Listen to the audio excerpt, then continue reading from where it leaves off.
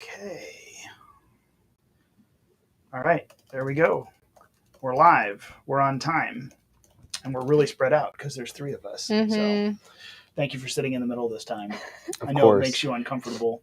You look uncomfortable. Maybe you're not uncomfortable. No, I'm perfectly comfortable. Perfectly comfortable? That is a nice chair. Yeah. It's a nice chair. Well, it's comfortable. That's true. That's possible. All right. Well, let's get going.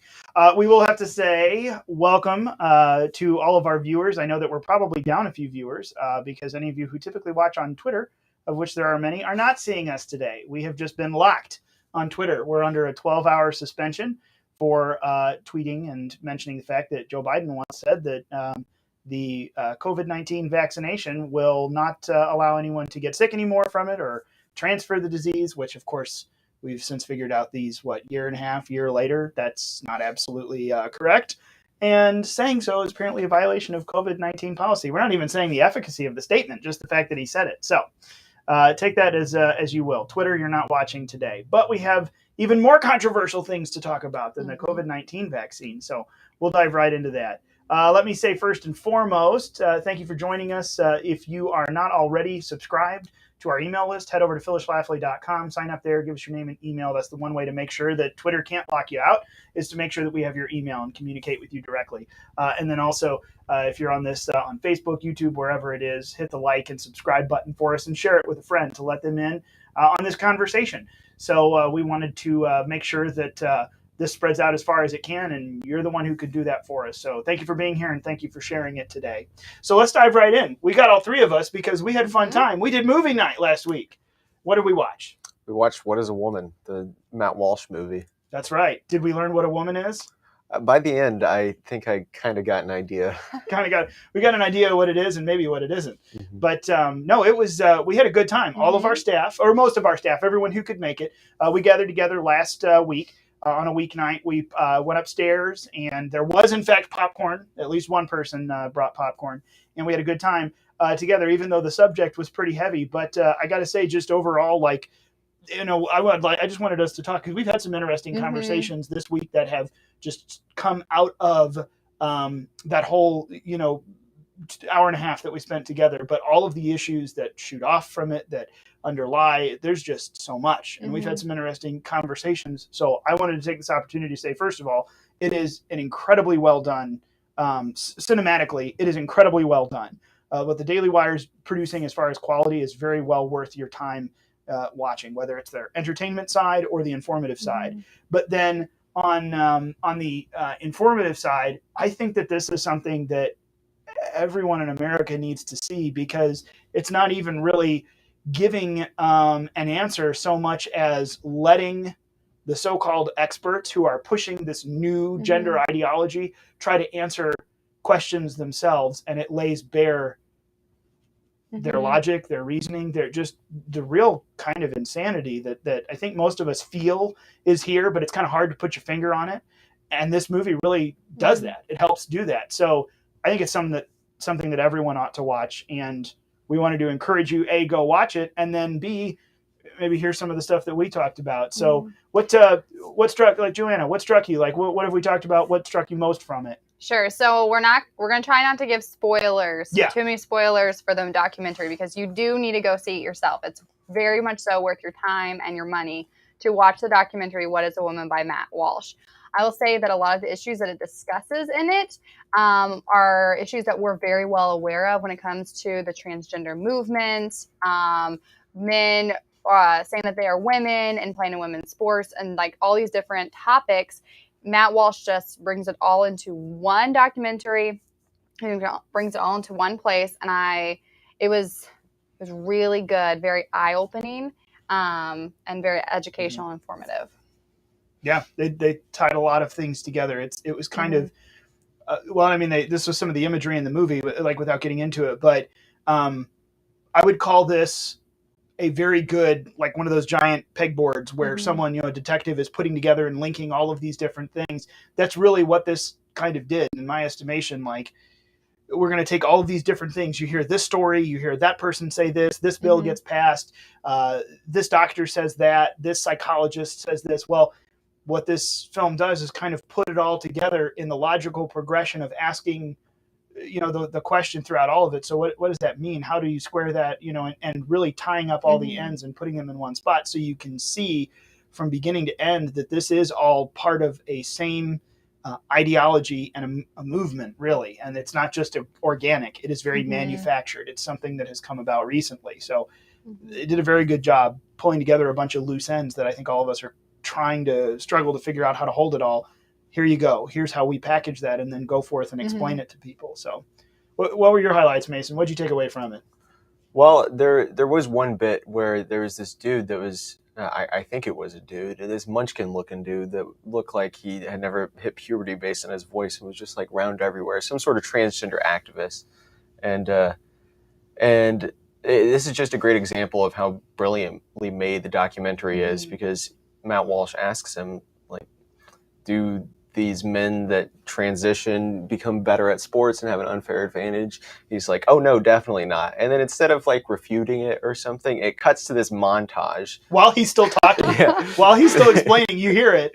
Guys, we're getting to the spoilers part now. This is just an example of how wonderfully made the documentary is, but just like a montage of all those dudes that said they were women that we've heard about in the news, just absolutely destroying girls in sports, which was hilarious to watch.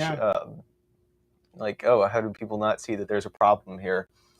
But it's a good, I mean, to your point, like, and to yours, like, to combine, we all see the story of like, oh, these two runners did this, and this dude, got into women's sports or women's swimming and took the NCAA championship. Like, you run through all these individual stories, but then the transgender activists will say, oh, no, well, these are exceptions, not the rule. This doesn't happen. So to literally hear someone making that argument, oh, that might happen here and there, but that really isn't the case. And then to see story after story after story after story, ones you haven't heard of even, roll across, it kind of puts in perspective. I know that we all have these individual pieces of information. Well, this is what they'll say. That doesn't really happen. But I have seen a couple of stories, but maybe it is only a couple of stories. And then it's nice to have someone put it together and say, no, they're literally saying the exact opposite every single time, almost without exception.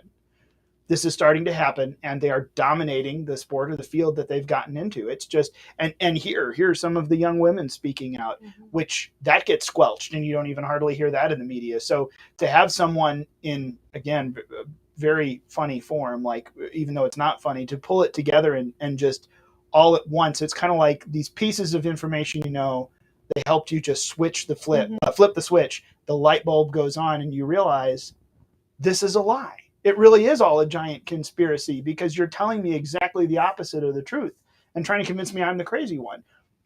It was very powerful. It's emboldening you to take all this little bit of information and put it together and move. I liked how Matt Walsh would just interview the people he obviously did not agree with. But he was very kind. I feel like he handled himself very well and asked good questions, easy questions at first, and then he started asking really hard questions. But he wasn't trying to push his belief system on them. He just wanted them to open up and explain like their thought process behind why they believe what they believe. And that's important, I think, for us as conservatives to be aware of, so we know what the other side is thinking. And you can get that information online. I know that is out there, but I think it just was a reminder for me that it's important to know what the other side is thinking, why they're trying to push the transgender movement on people. So that was important for me too, and a highlight.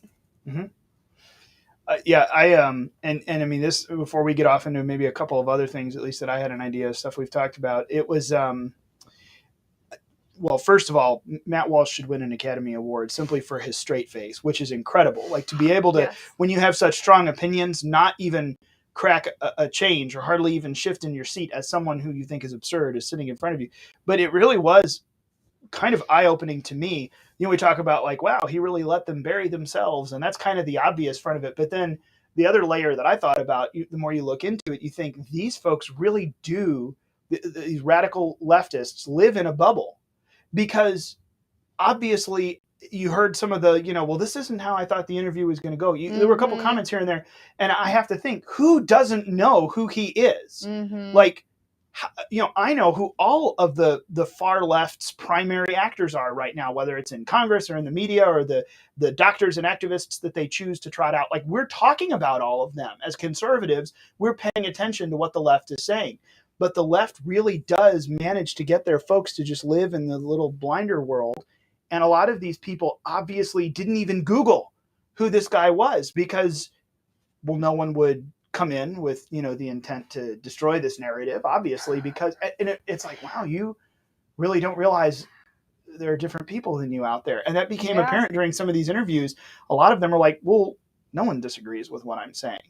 And you think, you're in deep blue California. Literally everyone other than you disagrees with what you're saying.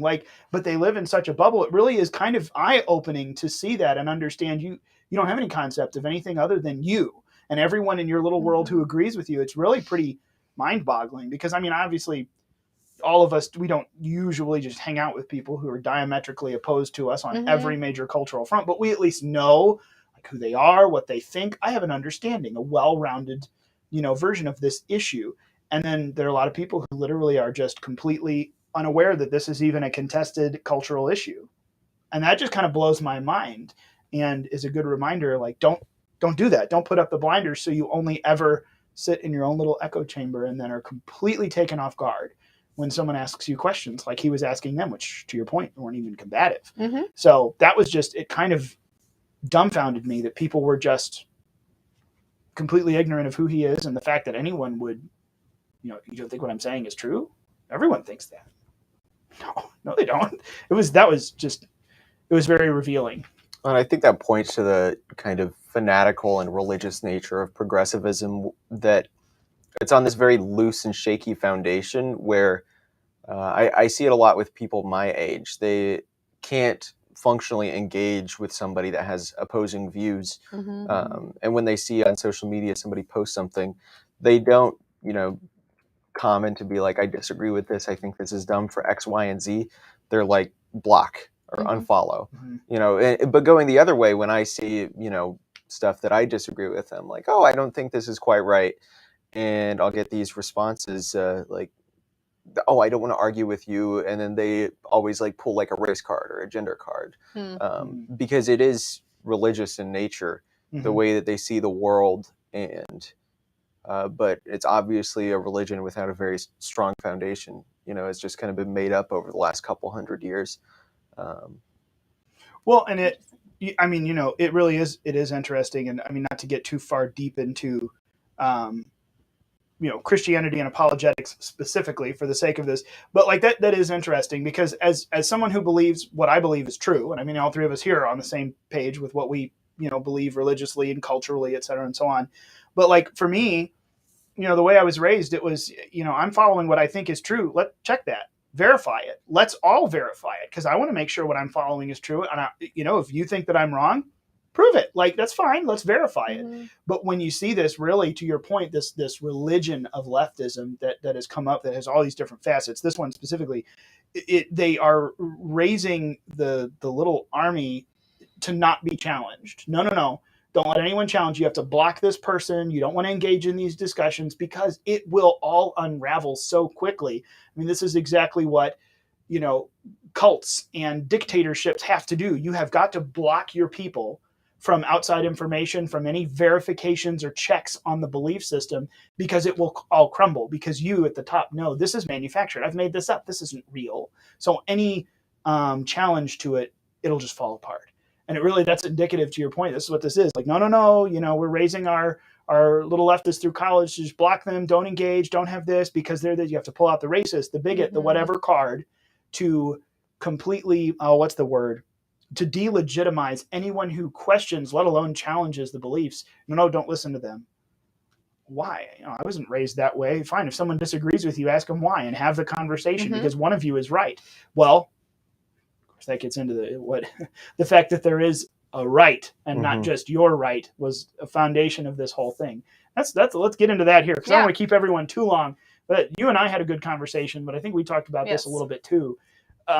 Interestingly enough, and again, not to reveal it because we want you to go and watch this. not to shill for someone else, but go and get Daily Wire Plus. It's worth your money Yes. just to watch this alone and support what they are doing and have done. But one of the confrontations, like one of the interviewees literally visibly became uncomfortable, like at a very high level, shifting in chair, really not knowing what to do. When Matt Walsh says, well, I'm just, why are you asking these questions? And Matt said, like, I'm just trying to find out, what the truth is here, blah, blah, blah. That's all I'm looking for. And it was very, I don't even think he meant it to be a point of contention. He was just very casually and, genuinely saying, well, I'm just trying to find the truth, like kind of staying in the character of what he was doing with the interviews. And this guy got, it very much concerns me that you're even thinking there is a truth, the truth. That makes me very uncomfortable. And it kind of reminded me, oh my gosh, underneath all of this radical gender ideology, which is very recent. Arguably it's been going on for a few decades, the foundations of it. But years and years and years ago, decades ago, we stripped prayer out of schools. We, took all these Judeo-Christian generic principles away from society, and what came into its place, the postmodern era, moral relativism. You have your truth. You have your truth. I have my truth. And to listen to someone logic that out is just so ridiculously stupid, and yet that is necessary to go into any of the rest of this radical gender stuff, is that, well, you have your truth, and you can pursue that as if it's real. It's concerning, too, because when you go to college, you want to have a professor, you want to have your teachers answer your questions, and not just answer your questions with the question, well, what do you think about this? Like, no, like you're in school to learn. Another thing with the whole moral relativism is Matt Walsh was going, and there's enough in this film that I'm sure if we give a couple spoilers, there'll be plenty of other content for you to enjoy yourself. But he went out onto the streets and was asking people questions, and one thing was he's saying, what is your truth? And it was just fascinating for people, complete strangers, to agree with him that he could be whatever he wanted to be. If he wanted to be a cat, he could be a cat. It's his truth. And then for me, that makes no sense to me. If I look at one of you guys, I'm like, no, you're a male. You're a human being. And that is what the truth is. Like, that's just what I think. But nowadays, like you're saying, you can have your truth. And everyone's supposed to accept it. Although it's difficult to remember what everyone's truth if that's how it works. I can't, because if you guys change your truth, I'm not going to be able to keep up with that. Well, and to that point, just on that note, what's her name? The used to be a popular singer. Yeah, is a popular singer. Demi Lovato Mm-hmm. last year had announced she was changing her pronouns to they them and blah blah blah. She's non-binary. Well, she announced this week that point in her life was done. She had kind of come to terms with the things that she was thinking about. So she was officially, letting everyone know that she was changing her pronouns back to she, her, because that time has come to a close. And I love a lot of people immediately pointed out, and to the point of this movie, even more so troubling than adults being, pulled into this, is forcing this upon children who ought to be protected because they literally cannot. They're in a point in development where they can't make these decisions. If this gal can't figure out and is switching back and forth these supposedly major life things, we're expecting a 4-year-old to have a grasp on this to a level where we can make physiological changes. What did Jordan Peterson say in the film? Carve them up. We can carve them up according to this. Are you kidding me? If the adults are changing their minds back and forth, the ones who are whole hog into this, it is atrociously wrong and evil to even allow children to get into this discussion in the first place, let alone push it upon them and then push puberty blockers and surgery and absolutely irreversible things, which just that little thing with Demi Lovato this week brought to light even more people saying, how dare we allow this to even be a conversation with kids in school, let alone just no. If adults can't figure this out, no way do we introduce this to children. Can we all at least agree on that? But we can't. Because that's not what it's about. So, and I think a lot of it goes back to you use the word like listen to them logic it out, but they can't. I believe it's called circular logic. Right. Yeah. Because this all goes back to kind of a rejection of the Christian faith of like there's no firm foundation to build truth off of. Like in John's gospel, he says Christ is the logos, the spoken word, and that's the foundation for where we can understand the whole world. But with the enlightenment of like, oh, let's see where reason can take us, it kind of just like, we have all these different truths now, and that's why That's why Nietzsche said, like, we're in this existential nightmare where we can't figure out values, and we either got to go back to religion or we need a Superman to create them. And that's what people are trying to do. That's what these transgender people are trying to do. They see the world, and it doesn't make any sense, and it's confusing and they need some framework to view it through. So they think like, oh, this discomfort I feel with reality, that's because of my gender. So if I make gender the value and then I try to affect those values, then I will feel better, then I can be better, then I will be fulfilled. That's all what it goes back to. Like people just wanting to live the good of humans, of being fulfilled and having a purpose and having meaning. But without the Christian faith, they'll find it in the wrong places. People come up with some absolutely crazy and destructive stuff when you try to replace absolute truth and the author of it. And my first thought when you brought up, just bring it back to the Bible and what it says, it's like, no, that's too simple, because nowadays people overthink stuff. But in all honesty, we do have the truth available to us, and it is simple and it's awesome. And even before we get to what the truth is, people need to understand there is truth, the truth that you and I don't get to change. There's a great, I'll plug here, first of all, the Bible, which is the fundamental, but I'll plug, there's a great Christian author, Frank Peretti, did a video. I think he did it over several times, but he actually has a video called The Chair. And it's a lecture he gave about truth is not moral. Moral truth is not relative. It is fixed. And you have to have a fixed point of reference that is outside of yourself, completely detached. Otherwise, if it goes with you, you're anchored to nothing. You're lost forever. There must be a fixed point of reference. There is. You can try to deny it, but you're only going to get so far because that truth just exists whether you like it or not. And that was underneath all of this. We can peel back and win some of this gender ideology stuff, fighting it in schools, fighting it in law and in culture. But ultimately, if we don't address even a more root issue, absolute truth exists and it is not relative. We're still going to end up fighting this battle again, whether it's the same one or just a different skin. That foundational truth exists, and we've got to talk about it as conservatives. We have to talk about what's beneath this. Even yes, we need to talk about transgenderism and gender ideology in schools, and legal policy and legislative policy. But we need to talk in truth to people, and that there is truth, and that fundamental thing needs to be reinstated in society. Otherwise, people will, oh yeah, you're right, but then we're still floating around without that fixed point of reference. That has to be, addressed, and we have to address it. So there you go. Well, should we cut it off before we go too long? Because we could talk forever about this. Yeah. Okay. Go watch the movie. I will say, no spoilers. At the end, they in fact tell you what a woman is. So go watch What is a Woman from Matt Walsh. Do us a favor, though, because we have some answers, too. Make sure you like, share, and subscribe. Follow us on social media platforms, wherever it is you are, on YouTube. And then also go over to phyllisschlafly.com and sign up for the email list. And there, we've got an About section that you can find out exactly what a woman is. I've got a hint for you. She's right back there. We have flipped open on our wall of Phyllis today some of the family photos and the wedding photo from Fred and Phyllis Schlafly. So you want to know what a woman is? She's right there, and there's a man.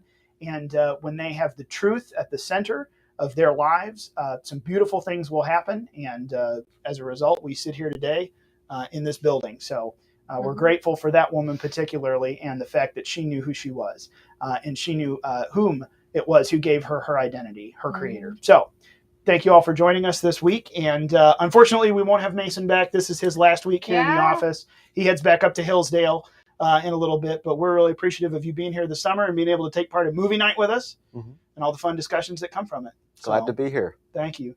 All right. Everyone join us next week, next Thursday, same time, same place for another Unauthorized.